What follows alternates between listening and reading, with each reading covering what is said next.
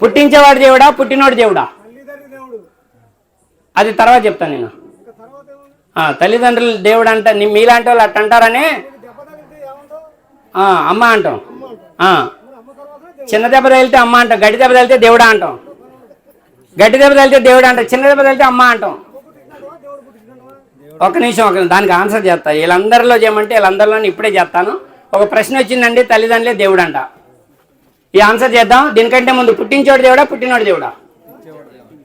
చెప్పండి అందరూ ఒకసారి. మీరు ఎవరినైనా దేవుడు అనాలంటే పుట్టించేవాడే దేవుడు. రైట్, ఒక నిమిషం. రెండోది, సరే ఆయనకు ఆన్సర్ చేద్దాం. మా మేరన్నే ఆన్సర్ చేద్దాం.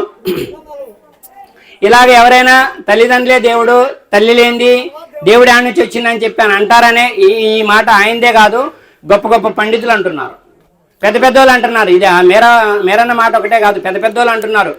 మాతృదేవో భవ, పితృదేవో భవ, ఆచార్య దేవో భవ అని చెప్పి తల్లే దేవుడు, తల్లిని మించిన దైవం లేదనేటటువంటి వాళ్ళు ఉన్నారు. ఆ మాటను ఆయన గట్టిగా అడుగుతున్నాడు. Right, okay. ఇలా అడుగుతారనే, ఇలా అంటారనే దేవుడు ఏం చేశాడంటే వేల మంది జంటల్లో, పెళ్ళైన జంటల్లో ఒక 20 మందికో, వేల మందిలో చెప్తున్నాను, ఒక 10 మందికో, ఒక 20 మందికో సంతానం అందలేదు. నా ప్రశ్న అర్థమైందా? నా వివరణ, సంతానం అందలేదు. వాళ్ళు చర్చి కాడికి పోని, వాళ్ళు దర్గాల కాడికి పోని, వాళ్ళు డాక్టర్ కాడికి పోని, మా ఊళ్ళో కూడా ఉన్నారు, ఈ ఊళ్ళో కూడా చాలా మంది ఉండుంటారు. వాళ్ళకి 10 ఎకరాలు ఆస్తుంది. వాళ్ళు అంటున్నారు మాకు పిల్లగాలు పుడితే 2 ఎకరాలు డాక్టర్కి రాసిస్తాం. ఏంటి వాళ్ళు ఏమంటున్నారు? దేవుడా మాకు సంతానం ఇయ్యి. ఆ 1000 మందిలో ఆ 10 మంది సంతానం కలగని ఆ 10 మంది 1000 మందికి కనువిప్పు. దేవుడు తప్ప ఇచ్చేవాడు ఎవడు లేడు. పుట్టంది నువ్వు ఎవరేం తల్లి అంటావు? నీవు తల్లి కడుపును పుడితేనే కదా తల్లి అనేది. దేవుడే ఆపితే ఆ తల్లి ఇవ్వలేదు. ఆ తల్లే కంటే ఈ దేవుడు ఎందుకు మరి? తల్లి కానలేదు, తల్లి తయారు చేసుకోలేదు. ఇంకో చిన్న మాట చెప్తే మీకు ఇంకా క్లియర్గా అర్థమయ్యేటట్టు. ఇప్పుడు ప్రపంచంలో అందులు, నేను కించపరచట్లేదు, గుడ్డి వాళ్ళు ఉన్నారా లేరా? ఎక్కడి నుంచి పుట్టారండి గుడ్డి వాళ్ళు? తల్లి గర్భం నుంచి కాదా? మరి ఆ తల్లికి గుడ్డి వాళ్ళని కంటం ఇష్టమా? మరి ఆమె దేవుడైతే, దేవుడి కంటే గొప్ప అయితే ఆ గుడ్డివాడికి కళ్ళు ఇచ్చుకోవచ్చు కదా. తన కొడుక్కి కాళ్ళు లేకుండా పుట్టాడు, మళ్ళీ దేవుడి కాడికే వచ్చేసినావు. మళ్ళీ దేవుడి కాడికే వచ్చేసినావు. కాబట్టి దేవుడు ఫస్ట్, తర్వాత తల్లి, తర్వాత తండ్రి, తర్వాత భార్య. ఒక సిస్టమ్ ఉంది. ఆ సిస్టాన్ని ఎవరు వదిలేయకూడదు. అవన్నీ తర్వాత. మీ ప్రశ్నకి ఆన్సర్ వచ్చింది. అయితే ఇక రెండో క్వాలిటీ, రెండవ లక్షణం దేవుడిది. మొదటి లక్షణం పుట్టించేవాడు, రెండో లక్షణం ఇది ఖురాన్లో ఎక్కడుంది అంటే లం యలిద్ వలం యూలద్ 112 అధ్యాయం 2-3 వచనం, 3-4 వచనాలండి. దేవుడు ఎవరికి సంతానం కాదు, దేవుడు కూడా ఎవరి సంతానం కాదు. ఇది సంఖ్యాకాండంలో, బైబిల్లో దేవుడు అబద్ధమాటకు మానవుడు కాదు, పశ్చాత్తాపడుకు నరపుత్రుడు కాదు. ఈ లక్షణం వచ్చేసింది. ఇక ఖురాన్లో కూడా, మన భగవద్గీతలో కూడా 10వ అధ్యాయం 3వ శ్లోకం, యో మామ జమనాదిన్ చవైత్యలోకమహేశ్వరం అసంబడసం అత్యేసు సర్వ పాపయ ప్రముచ్యతే. ఎవడు నన్ను పుట్టకలేనివనగాను, దేవుడికి పుట్టకలేదు, పుట్టేవాడు దేవుడు కాదు. పుట్టిన వాళ్ళు గురువులు, యుగ పురుషులు, ఋషీశ్వరులు మానవులకి ధర్మ మార్గాన్ని చూపించడానికి, దేవుడి మార్గాన్ని చూపించడానికి, భక్తి మార్గాన్ని చూపించడానికి వచ్చిన మహనీయులే కానీ దేవుడు భూమి మీదకి రావాల్సిన అవసరం లేదు. ఆయన అక్కడుండే సృష్టి కాలచక్రాన్ని నడిపించగల శక్తిమంతుడు. ఆయన అక్కడుండే తల్లి గర్భంలో, మెదడులో కానీ, కంటిలో కానీ, గుండెలో కానీ చిన్న నరం తేడా లేకుండా పుట్టించగల శక్తిమంతుడు. కాబట్టి ఆయన మరణాన్ని ఇచ్చేవాడే కానీ మరణించేవాడు కాదు. ఇది 3 గ్రంథాల్లో ఉంది. దేవుడు మరణించాడు, మరణించేవాడు దేవుడు కాదు. వీళ్ళు గురువులు కాబట్టే మరణించారు, దేవుడైతే వాళ్ళకి మరణం ఉండేది కాదు. ఇది గమనించుకోండి. ఇక మూడోది, దేవుడు కనిపించడు. ఇంతవరకు ఎవరైనా దేవుడిని చూసారా? చెప్పండి ఒకసారి. నేను దేవుడిని చూసిన అనే వాళ్ళు చేయొత్తని ఇందాక మౌలాలి గారు చెప్పారు. మూసా అలైహిస్సలాం, మోషే గారు అక్కడ ఈజిప్ట్లో నేను దేవుడిని చూస్తా అన్నాడు. ఆయన ప్రవక్త గారి కాలానికి ముందు, క్రీస్తు వారికి ముందు ఉన్నాడు ఆయన. నేను దేవుడిని చూస్తానంటే, ఓ మోషే నువ్వు చూడలేవని అంటాడు. నేను చూస్తాను, నాకు కోరిక కలిగిందంటే, మరి నన్ను చూడటానికి ముందు ఒక చిన్న పరీక్ష పెడతా, అది చూసి నువ్వు తట్టుకుంటే ఆ పరీక్షలో నెగ్గితే నన్ను చూద్దుగాని అన్నాడు. ఇందా మౌలాలి గారు వివరించారు ఆల్రెడీ. ఆయన యొక్క వెలుగు 70,000 పరదాలు దాటుకుంటూ వచ్చి ఒక వెలుగులో చిన్న వెలుగు ఆ కొండ మీద, ఈజిప్ట్లో కొండ మీద ప్రసరింపజేస్తే అది చూసి అది భస్మం అయిపోయింది కొండ. అది చూసి ఆయన ముచ్చిపడిపోయాడు. దేవా నిన్నెవరు చూడలేరు, నేను క్షమాపణ అడుగుతున్నానని చెప్పాడు. ఈజిప్ట్లో జరిగిన యథార్థమైన సంఘటన అది. కాబట్టి ఇంతవరకు ఏమైనా దేవుణ్ణి చూసారా? మరి చూసే వాటిని దేవుడు అనొచ్చా? దేవుడిని భూలోకంలో పుట్టుక చావు అనే 2 గోడల మధ్య నీకు సమస్తము ఇచ్చింది ఆయనే. భూమి సమస్తము పంచేంద్రియాలని నీకు ఇచ్చి పంచభూతాలని నీ కాళ్ళ ముందు పరిచినవాడు ఆయన. చెప్పుకుంటూ పోతే చాలా ఉందండి. నువ్వు దేవుడి పేరుతో అభిషేకాలు చేయటం కాదు, ఆయన నిన్ను పొద్దున్న లేచిన తర్వాత సూర్యకిరణాలతో అభిషేకం చేశాడు. బయట ఎండకు నిలబడతావు, నిన్ను సూర్యకిరణాలతో పునీతం చేశాడు ఆయన. ఆ తర్వాత వర్షంలో నిలబడితే ఆయన యొక్క నీళ్లు దేవుడి ప్రేమకి గుర్తు. ఆయన నీళ్లతో నెత్తి నుంచి అరికాలు దాకా నిన్ను అభిషేకం, నీళ్లతో అభిషేకం చేస్తూ నిన్ను పునీతుని చేశాడు. కానీ నువ్వు దేవుణ్ణి, నేలని దేవుడు అంటున్నావు, మీద పడ్డ సూర్యకిరణాలని దేవుడు అంటున్నావు. ఆ సూర్యకిరణాలని, ఈ యొక్క నీళ్ళని, నీకు అభిషేకం చేసిన భగవంతుని మాత్రం దేవుడిగా గుర్తించే పరిస్థితిలో లేదు. నీ కాళ్ళ కింద పడేశాడు భూమి, నీ కాళ్ళ కింద ఉంది అది. అర్థమవుతుందా? ఒకరోజు దానిలోకి నువ్వు పోవాల్సి వస్తుంది, మట్టిగానో బూడిదగాను. ఇలా చూసుకుంటే పంచేంద్రియాలతో నీలో వేడి పుట్టించాడు, వేడి. అర్థమవుతుందా? అగ్నితో కూడా నిన్ను పునీతుని చేశాడు. ఇప్పుడు లోపల ఈ అది పెట్టామనుకోండి, థర్మామీటరు, ఏం వేడి లేదనుకోండి, ఉండాలి కదా 90 చిల్లర. ఎక్కువ వేడి వస్తేనే జ్వరం వచ్చిందంటారు, అసలే వేడి లేకపోతే చచ్చిపోయిందంటారు. అదే లోపల వేడుంది. నిన్ను అనువనువున అసలు ఎలా ఒక అద్భుతంగా తయారు చేశాడు. అలాంటి భగవంతుణ్ణి మర్చిపోయి ఒక మాట చివరిగా నేను చెప్తున్నాను. ఇన్ని అనుగ్రహాలు, ఇన్ని రుచులు, ఇంత అద్భుతాలు మానవుడి ముందు పరిస్తే, మానవుడి కాళ్ళ ముందు పరిస్తే, పంచభూతాలని మానవుడి కాళ్ళ ముందు పరిస్తే, మానవుడు ఇలాంటి శక్తిమంతుని వదిలిపెట్టి ఎవరికి పడితే వాళ్ళకి దైవత్వం ఇద్దామని చూస్తే అది అజ్ఞానమా, జ్ఞానమా? అజ్ఞానం. గ్రంథాలన్నీ వెలుగెత్తి చెప్తున్నాయి. 3 కాలాలు, వర్షాకాలం, శీతాకాలం, ఎండాకాలం, 3 కాలాలు ఎలా మానవులందరికీ సమానమో 3 గ్రంథాల్లో ఉన్న బోధ మానవులందరికీ సమానమే. ప్రవక్తలందరి బోధ మానవులందరికీ సమానమే. కాబట్టి మరణం రోజు చిన్న మాట చెప్తున్నాను, ముగిస్తున్నాను. దైవదూత వస్తుందండి. మరణ సమయం ఎవరికైతే ఆసన్నమైందో వారి దగ్గరికి దైవదూత వస్తుంది. ఆ ప్రాణం శరీరం నుంచి బయటికి తీస్తుంది. ఆ శరీరం నుంచి ప్రాణం తీసిన తర్వాత ఇక్కడ జరగాల్సిన ప్రక్రియ, ఇక మనోళ్ళు వామ్మో ఇప్పుడు దాకా కిందాక కళ్ళు మెటకరిచ్చిండు, కొద్దిగా గుండె కదిలింది, చేయి కదిలిచ్చిండు, కాలు కదిలిచ్చిండు, కాలు లేదు, చేయి లేదు, లోపల నుంచి ఆత్మ బయట దిగానే అయిపోయింది. ఇక ముక్కు కాడేలు పెట్టి చూస్తారు, గుండెకాడ చెవి పెట్టి చూస్తారు, కొట్టుకోవట్లేదు, వామ్మో వామ్మో వాయో వాయో. ఒక్కసారి ఇంట్లో ఒక అరగంట, 1 గంట దాకా ఒక భయంకరమైనటువంటి, బాధాకరమైనటువంటి సిచ్యువేషన్ ఇలా ఎవరింట్లో అయినా ఉండాల్సిందే ఈ చూశాను. తర్వాత కన్ఫర్మ్ చేసుకొని డాక్టర్ గారిని పిలిచి చచ్చిపోయిండు అయ్యో అని చెప్పి ఒక భయంకరమైనటువంటి ఓదార్పు, నిట్టూర్పు. ఈలోపు పెద్దోళ్ళు రాస్తారు. ఇలాంటి సావులు ఎన్నో చూసిన వాళ్ళు అంటారు, అరే కానీరా మరి అరగంట అయింది, మరి దూరం ఉన్న వాళ్ళు ఉన్నారు, వాళ్ళకు హైదరాబాద్ నుంచి రావాలి, వాళ్ళు విజయవాడ నుంచి రావాలి, వాళ్ళు కబుర్లు చెప్పండి రా, అందేంటి రా, వాళ్ళు రావాలి, మళ్ళీ వాళ్ళు వచ్చేసరికి ఇబ్బంది అవుతుంది, లేట్ అవుతుంది, కబుర్లు వెళ్ళి. అర్థమవుతుందా? ఇలా ఏదైతే ప్రాణం ఉందో, ఆ ఆత్మ ఉందో, ఆత్మని బయటికి తీసిన తర్వాత 2 చేతులు 2 రెక్కలు గట్టిగా విరిచిపెట్టి దైవదూతలు అడుగుతున్నాయి. ఈ సిచ్యువేషన్ మానవులకి చూపిస్తే ఎంత బాగుంటుందో దైవదూతలు అంటున్నారు. అర్థమవుతుందా?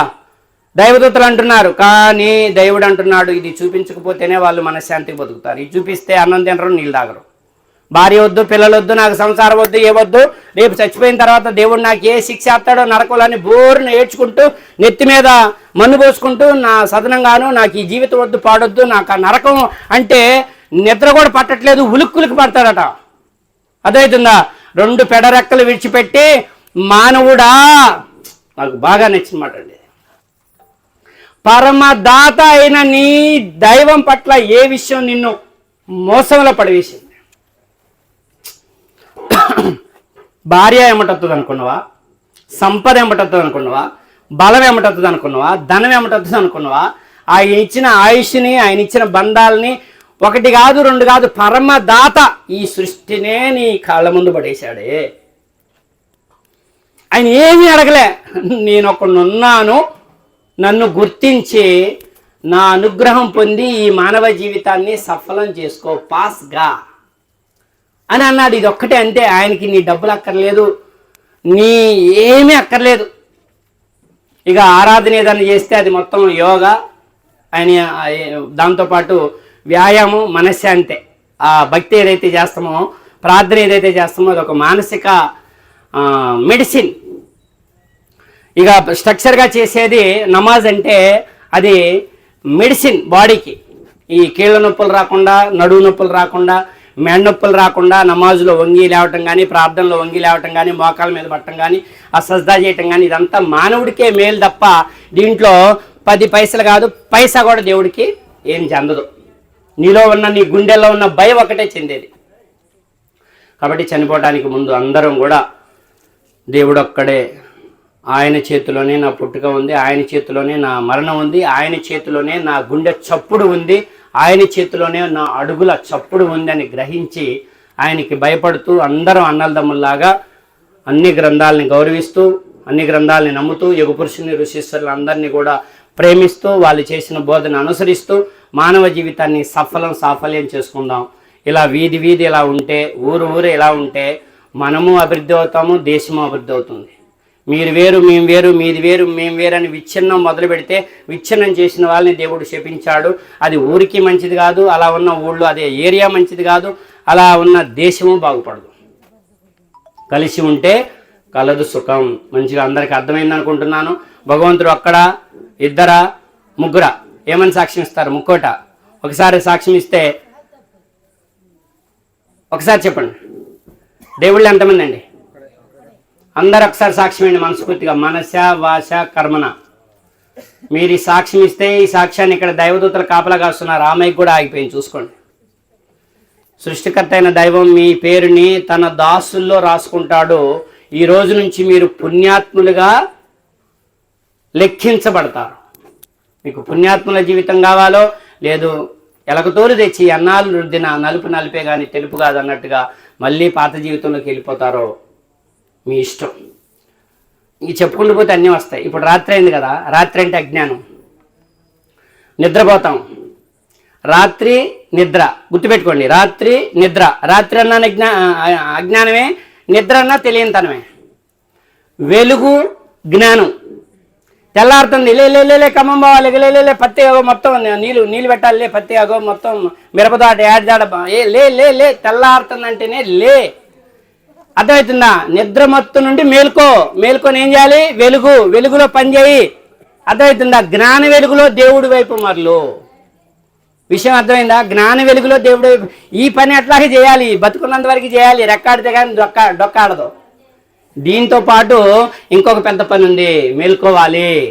దేవుడెవరో తెలియని అజ్ఞానం అనే చీకటి నుంచి దేవుడెవరో తెలుసుకున్న జ్ఞానం వైపు అడుగేయాలి. ఇన్షాల్లా ఆమీన్. మీరందరూ దేవుడు అక్కడని నమ్ముతారని, మీరు మిమ్మల్ని సంస్కరించుకొని మంచి భర్తగా, మంచి భార్యగా, మంచి తల్లిగా, మంచి అత్తగా, మంచి కోడలిగా, అర్థమవుతుందా, మంచి యజమానురాలుగా మీ యొక్క బాధ్యతల్ని నిర్వర్తిస్తారని, మనస్ఫూర్తిగా నిర్వర్తించే అనుగ్రహాన్ని ప్రసాదించమని నేను ఆ దైవంతో వేడుకుంటూ నా యొక్క ప్రసంగాన్ని ముగించడానికి ముందు ఇంటి గురించి చెప్తానన్నాను. ఇల్లు మనశ్శాంతికరమైనటువంటి బహుమానం.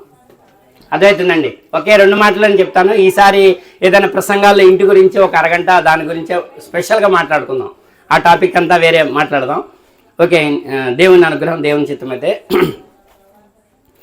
ప్రతి జీవి, ఎక్కువ చాలా రకాల జీవులు ఇల్లు కట్టుకుంటాయి. అర్థమవుతుందా? సాయంత్రానికి అన్నీ ఇల్లు చేరుకుంటాయి. పశువులు కూడా ఇల్లు చేరుకుంటాయి, మరి మనుషులు కూడా ఇల్లు చేరుకోరా? మేము నైట్ డ్యూటీలు చేస్తున్నాం అనే వాళ్ళు ఉన్నారేమో. నైట్ డ్యూటీలు చేసినా కానీ మరి తెల్లారేసరికి మళ్ళీ రేపు డ్యూటీకి రావాలంటే పగులింటికి పోవాలి కదా, ఈక్వల్ ఉన్నాయి. అయితే ఇల్లు మనశ్శాంతికరమైనటువంటి గొప్ప బహుమానం దేవుడి తరపు నుంచి. పక్షులు గూళ్ళు కట్టుకుంటాయి తెలుసు కదా. ఏ ఇంజనీర్ అలాంటి ఇల్లు కట్టలేడండి. పక్షి 8 రోజుల్లో 9 రోజుల్లో గూడు కడుతుందట. 9 రోజులు 9 రోజుల్లోనే అలాంటి డిజైను, అలాంటి అల్లిక యాజ్ ఇట్ ఈజ్ న్యాచురల్గా ఈ భూమి మీద అలాంటి ఇల్లు నిర్మించగలిగే ఇంజనీర్ పుట్టలేదుగా. మరి దానికి ఆ జ్ఞానం ఎవరిచ్చారు? దేవుడు. కాబట్టి ఇవన్నీ కళ్ళు తెరిపించే సూచనలు. అయితే అన్ని రకాలు కట్టుకునేటటువంటి జీవులలో, ఇల్లు కట్టుకునే జీవులలో అతి బలహీనమైనటువంటి ఇల్లు ఒక జీవిది ఉంది. అదేంటో తెలుసా మీకు? ఒక జీవి ఇల్లు కట్టుకుంటుంది. ఆ ఇల్లు అతి బలహీనమైనటువంటి ఇల్లట. ఏంటి బలహీనం అంటే ఏంటి అది కూడా వివరిస్తాను. ఎండ వస్తే నీడయ్యదు ఆ ఇల్లు దానికి, వర్షం వస్తే తడవకుండా కాపాడదు ఆ ఇల్లు దానికి. అర్థమవుతుందా? గాలి వస్తే ఆ ఇల్లు చిరిగిపోద్ది, దాంతోపాటు అది ఎగిరిపోద్ది. అలాంటి ఇల్లు ఒక జీవి కట్టుకుంటుంది. ఏంటి ఆ జీవి చెప్పండి ఒకసారి, చెప్పండి అనుకోళ్ళు. వినపడ్డదా కాసిం? ఏ జీవి అది? అల్ అన్ కబూత్. ఖురాన్లో ఉంటుంది, ఇది కూడా వివరించాడు దైవం 29వ అధ్యాయంలో. సాలె పురుగు ఇల్లు కట్టుకుంటుంది. అది గాలి వచ్చినా చిరిగిపోద్ది, ఎండ వచ్చినా నీడనీయదు, వర్షం వచ్చినా తడవకుండా కాపాడదు. అతి బలహీనమైన ఇల్లు సాలెపురుగుది ఎలా అవుతుందో, సృష్టికర్త అయినటువంటి దైవాన్ని వదిలిపెట్టేటట్టు చేసేటటువంటి భక్తి సాలెపురుగు ఇంటి కంటే బలహీనమైనటువంటి భక్తి అన్నాడు. క్లియర్ చేసేసాడు మీకు. ఇక బైబిల్లో చెప్తే బుద్ధిమంతుణ్ణి పోలి ఉండాలంటే బండ మీద ఇల్లు కట్టుకోవాలట, బుద్ధిహీనుణ్ణి పోలి ఉండాలంటే ఇసుకలో ఇల్లు కట్టుకోవాలట. అర్థమవుతుందా? ఇది బైబిల్లో ఉంది. కాబట్టి ఇక్కడ మనం ఈరోజు చాలా అద్భుతమైనటువంటి రోజు. అందరి హృదయాలు వాష్ అయినాయని నేను అనుకుంటున్నాను. దేవుడు ఎంతమంది అయితే ఆలోచించారో, ఎంతమంది అయితే నిజం తెలుసుకున్నారో దేవుడు అక్కడని, వారందరినీ మేము చెప్పేవాళ్ళమే, చెవుదాకా ఈ మాటని చేర్చేవాళ్ళమే. నీ దాసులుగా చేసుకునే బాధ్యత నీది. మమ్మల్ని అందరినీ పుణ్యాత్ముల లిస్టులో, నీ దాసుల లిస్టులో, నీ భక్తుల లిస్టులో చేర్చుకొని మానవ జీవితాన్ని సాఫల్యం చేయమని, అలాగే ఈ ఇంటిని అన్ని రకాల శుభాలని, ఇంటికి చిన్నదైనా చాలా మంచిగా ఉంది, చాలా బేస్మట్టం కూడా ఎత్తుగా జీవకళగా ఉంది, ఆనందం వేస్తుంది ఆ ఇల్లు చూస్తుంటే. నిజంగా ఈ ఇల్లు అతి తొందరలో స్లాప్ అవ్వాలని మనస్ఫూర్తిగా కోరుకుంటూ, ఇంట్లో ఉన్న వాళ్ళకి ఆయుర ఆరోగ్యాలని, సిరి సంపదల్ని అనుగ్రహించమని, వారి మనవళ్ళు మంచి స్థాయికి వెళ్ళి, మరి చూస్తున్నాం బండ్లు ఓడలు బండ్లు అవుతాయండి, గుర్తుపెట్టుకోండి. ఇన్షాల్లా బండ్లు ఓడలు అయితే ఈ పిల్లలు రేపు పెద్ద స్థాయిలో ఉండొచ్చు.